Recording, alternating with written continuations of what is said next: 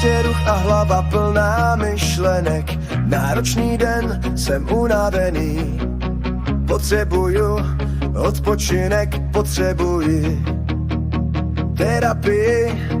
Přicházím domů, odhazuju tašku, zapínám komp a spouštím hru. Připojuju se na server, zdravím hráče. Cítím klid, mé srdce už nepláče. Pixely a kostičky jsou mým druhým domovem, kde v přáteli mohu být sám sebou. Neřešit nic, bavit se a užívat si terapie je místo, kam můžu utéct od reality. Odpočinout si, pobavit se a najít si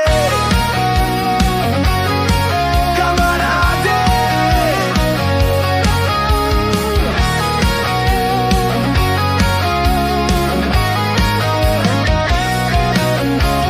Stavím si dům, sklízím brambory, stříhám ovce a kácím stromy. To je ten svět, co mě baví, svět, kde nacházím klid.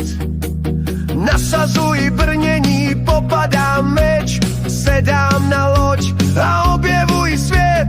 Skeleton, zombie, creeper mě nezastaví před dobrodružstvím, co mě čeká.